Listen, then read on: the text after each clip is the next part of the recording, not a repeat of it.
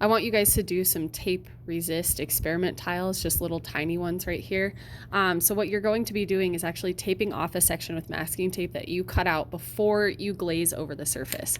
So the process with this, we have to use the cutting board. So you guys are gonna lay masking tape down, and I could do a double section. I'm just gonna do a single section for the video, but if I want a larger shape, I just lay it next to it, and then I can cut out a larger shape. So the shape is up to you guys. You guys can do organic or geometric. I'll do a little bit on both sides. So when you guys are cutting with the X-Acto blade, make sure that you guys are leading with the blade, and I'll show you what I mean by that. So if this is my sharp part right here, I want to make sure that that's the first part that's laying down and cutting on that surface.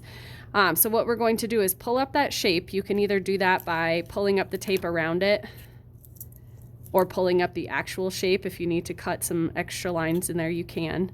I just have a completely random shape. Okay, I'm gonna place it on my tile, and I wanna make sure that I press that down. And if I have a larger tile like this one, I should probably do a double tape just to make sure that it covers a little bit more of the surface. But I wanna make sure that it makes good contact so that resists the glaze. You guys are gonna choose a glaze color, completely up to you. And we do need 3 coats on there. So what I'm gonna do when I'm glazing is actually kind of go radial. So I start where that tape is, and I'm going to work outward, adding more glaze as needed. We are gonna glaze the sides. You can see it dries pretty quickly, just like on our texture tiles that you guys are glazing. So I'm gonna glaze the sides.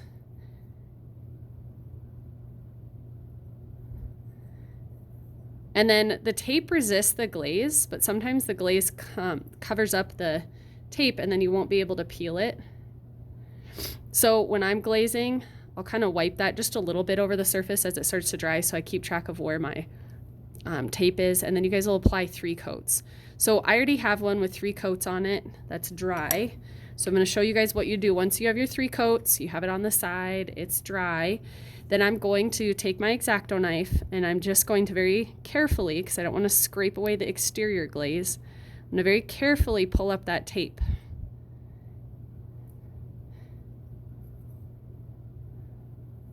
So it creates those nice clean lines.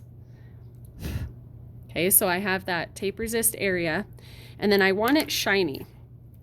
So if I want that clay to be shiny when it's fired, this one has that shine to it, I need to apply a layer of clear glaze to it, or it will come out bisque and matte again in that section. So I'm actually gonna go over everything, because the clear glaze will not change the color of your glaze because it's clear.